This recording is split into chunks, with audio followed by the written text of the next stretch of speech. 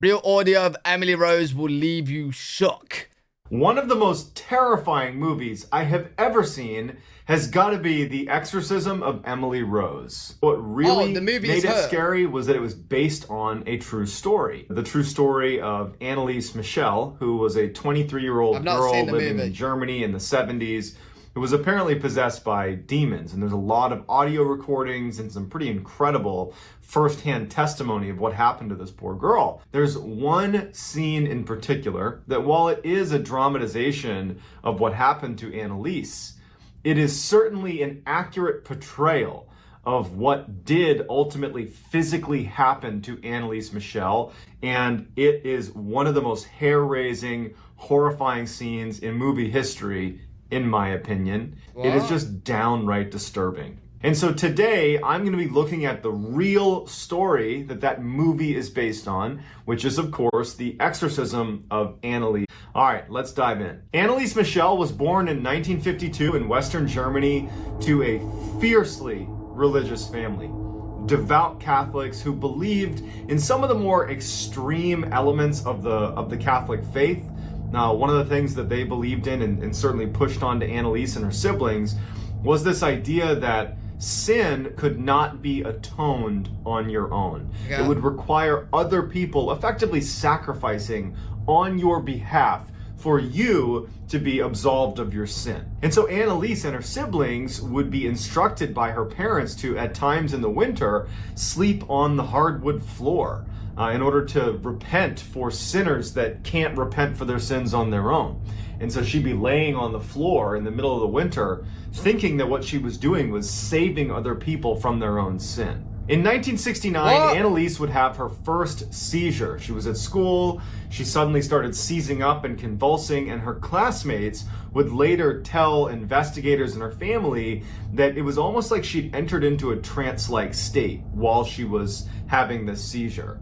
And then as soon as the seizure had ended and she was done convulsing, she snapped out of the trance-like state. It wasn't until a year later when Anneliese had another seizure in the middle of the night. She had this convulsion and her parents come in and she's in this trance-like state and she's wet the bed and then she snaps out of it and she doesn't know what happened. It wasn't until this second seizure that the family actually sought medical attention. They actually went to a neurologist. That neurologist would tell Anneliese and her family that what she was suffering from was something called temporal lobe epilepsy, where, amongst a litany of horrible side effects, a few of the more significant ones are serious auditory and visual hallucinations, a loss of awareness, and intense mental state. So Anneliese was prescribed medication by this neurologist to try to combat this temporal lobe epilepsy, but it didn't seem to do anything. And in fact, her seizures and convulsions and this trance-like state she would go into during the seizures,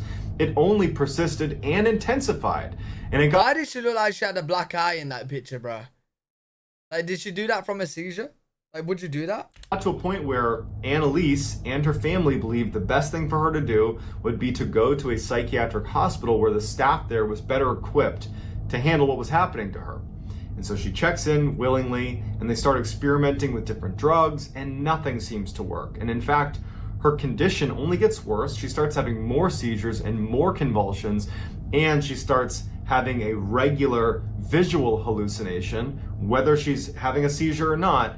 Everywhere she looked, if she looked at anybody in the face, their face would become demonic. Like it would be a demon's face that would look at her and say, "You're going to rot in hell." What the fuck? And so she began not being able to look at people in the face, and she would tell the nurses and doctors, like with her head down, about these demon faces she was seeing. And it was the first time she began espousing this idea that she was in fact possessed by demons. In fact, 6 demons by her count.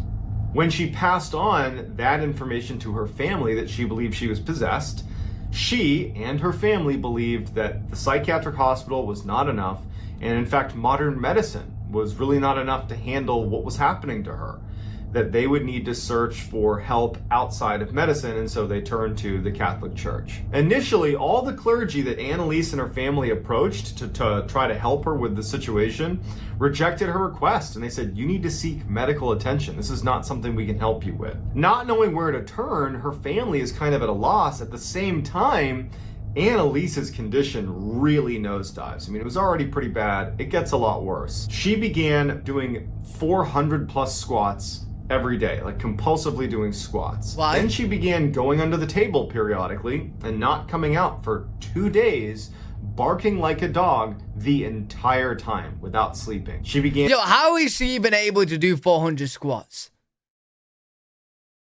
How can... 400 squats is a lot of squats, mate. And go into corners of the house and finding spiders and eating them off the ground. She would scurry over to the fireplace and pull coal out of the fireplace and eat the coal. I mean, she was really losing it. Finally, the family located a priest named Ernst Alt who believed she was possessed and that she was not epileptic, and he was willing to petition the local bishop to allow the Catholic Church to perform an exorcism. And so that bishop granted permission for a local priest, Arnold Renz, to perform an exorcism with the full endorsement of the Catholic Church. Over the next 10 months, Renz would conduct 67 exorcisms of Annalise. And through these exorcisms, Annalise would reveal that she was being possessed by 6 demons: Lucifer, Cain, Judas, Nero, Fleischmann, and Adolf Hitler. And so all of these voices, these demonic voices that were coming out of Annalise, they were picked up on audio recording during the exorcisms. And in the movie, The Exorcism of Emily Rose, the most iconic scene in the movie is the demon scene where they show off these voices coming out of, in the movie it's Emily Rose, but it's supposed to represent Annalise Michel. And they do a fantastic job showing what that might have looked like during the exorcism. So take a look. Wait. So you're telling me when they're doing the exorcism, that's when the voices come out of her? The horse is like, fuck this, I'm out of here, bro. Yo, even the horse is like, fuck this. That scene you just watched of Emily Rose being possessed by these demons, and think about that as you listen to the actual audio recordings of Annalise Michel during one of her many exorcisms. This is an actual recording. Oh yeah, we could compare the voices. Ja, ich will auch für die anderen leiden, damit die nicht in die Hölle kommen und so. Aber dass das dann so schlimm ist und so grausam und so furchtbar, nee.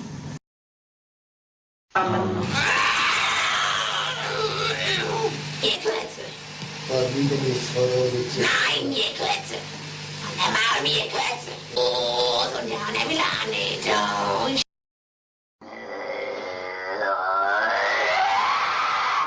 Kind Gottes. Ich hab dein Maul erschlagen!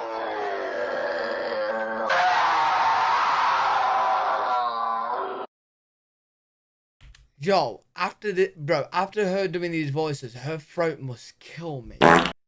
Her throat must kill, bro. Ruhe gibt's nur da oben. Ruhe gibt's nur dort, wo die Liebe ist. Ja, bei uns gibt's nur ja nun.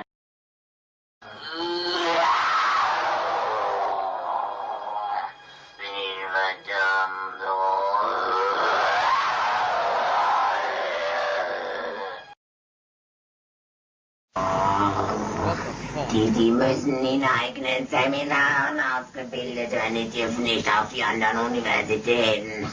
Kapiert? Nein. Geboren hier auszufahren und nicht.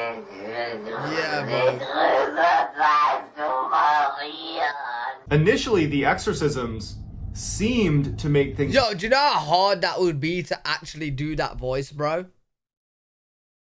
Like, do you know how hard that would be? Better for Annalise. She got to a place where the seizures and convulsions and trance-like states and odd behavior were so few and far between that she actually re-enrolled in university and was even able to attend church, but it didn't last. In the spring of 1976, Annalise's convulsions and seizures and odd behavior came back tenfold, and she began becoming violent with her... Wait, let me try it. Hold on.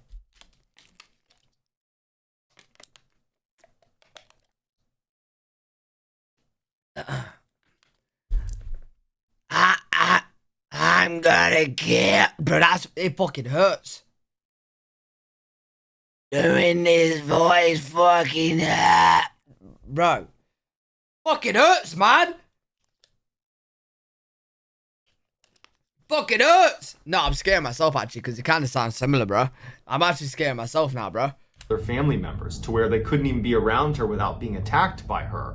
But when she was left on her own, she would harm herself. She stopped eating, saying that the demons were not allowing her to eat, and all day long she would stand up and then drop to her knees to pray, and then get back up and drop to her knees to pray, the fuck? breaking both her kneecaps and tearing the tendons in her knees, which seemingly did not faze her. But still, her family believed that what she needed was religious intervention, not medical intervention. Also, Annalise felt the same way, but some might say that she was not in a position to make that decision, that she had lost her ability to make that decision. But either way, they continued with the exorcisms. The final exorcism of Annalise... Yo, is it just me that this picture's freaking me out, bro? I keep thinking she's gonna turn around.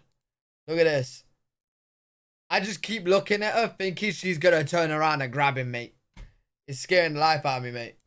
Final exorcism of Annalise took place on June 30th, 1976. And while Annalise did submit willingly to this exorcism, she was incredibly frail. She weighed under 100 pounds. And by the following morning, on July 1st, 1976, she had passed away due to dehydration and malnutrition. Wait, you're telling me she did an exorcism and then died the next day? What the fuck? What the fuck? She was only 23 years old. After her death, Annalise's story was so sensational that it grabbed headlines all over Germany, and people were clamoring to learn more about how this could happen. That she was, apparently possessed and then died after all these exorcisms. Why wasn't there medical intervention? There was so many questions. And so ultimately what happened is her parents were charged with negligent homicide, but were actually not given a jail sentence because at the time in Germany, they ruled that the parents had already suffered enough, so they did not serve any jail time. And there were two priests, one of them being Renz, who were charged with negligent manslaughter, and they were sentenced to 6 months in jail. That was later suspended. To this day, people are absolutely split down the middle about what actually happened to Annalise Michel. Was it possession, or was it, like the neurologist said, a form of epilepsy, or was it something else? And furthermore, was psychiatric treatment or was modern medicine doing enough to help her? Or were they failing just as much as the exorcisms ultimately failed? It's a question that to this day people are really unsure how to answer. Her gravesite has become sort of like a monument for many churches around Europe. They will go and basically make the pilgrimage to her gravesite to pay their respects to a girl that they believe in some way died for their sins. So what do you think this was? Was this demonic possession or was this epilepsy? Damn, I don't know, bro. I don't even know if I even want to watch that movie, but I'm not too good with horrors, man.